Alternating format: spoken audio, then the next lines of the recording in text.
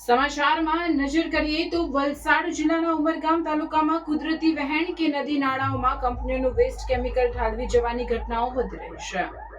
ઉમરગામ તાલુકાના ખતલવાડા ગામે વંકાસ ફળિયામાં મોટી સંખ્યામાં મોટા પ્લાસ્ટિકના ડ્રમો ઉતારી કંપની વેસ્ટ લાવવામાં આવ્યો। જો કે ગામ લોકોની સતર્કતાના કારણે આ વેસ્ટ ડ્રમ મૂકી વાહન ચાલક ફરાર થઈ ગયો હતો। જો કે ગામના સરપંચ દ્વારા પોલીસને જાણ કરી 2 વ્યક્તિઓને સોંપવામાં આવ્યા હતા। ઉમરગામ તાલુકામાં નદી નાળા કે ખુલ્લી જગ્યાઓમાં કંપનીઓના વેસ્ટને ઠાલવવામાં મોટી કમાણી મળતી હોય આવી ઘટનાઓ બનતી રહે છે। આ ડ્રમમાં કયા પ્રકારનું કેમિકલ છે એ અંગે જીપીસીબીની તપાસ બાદ જ ખુલાસો થશે। જો કે આવી ઘટનાઓથી ગામોના જળ જમીન સામે ખતરો ઊભો થયો છે। આવા કામો પાછળના લોકો પકડાય છે તો કંપની સંચાલકો બચી જાય છે।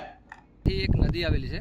નદીમાં એક ટેમ્પાવાળો આવ્યો હતો, એમને ડ્રમ ભરેલી ગાડી હતી। અમારે ત્યાંના બધા છોકરા લોકો નાવા પડેલા હતા, એમને ત્યાં જોયું ટેમ્પામાંથી ડ્રમ બધા ખાલી કરતા હતા તો બધા છોકરા લોકોએ એમને ગાડીવાળાને બૂમ પાડી કે આમાં શું ખાલી કરે છે। ગાડીવાળો તરત ભાગી ગયો।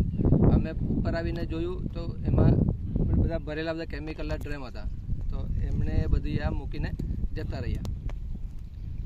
संदीप भीमजी वगत वंकास से बोलूँ ये અમે ખાડીમાં નાયા કરતા હતા ત્યારે ડરમ એ ખાલી કરીને આવ્યા ત્યારે ઉપર નીકળ્યા ત્યારે ટેમ્પો લઈને નાવા નીકળ્યા ત્યારે અમે બૂમ પાડ્યા તો નાહી ગયા।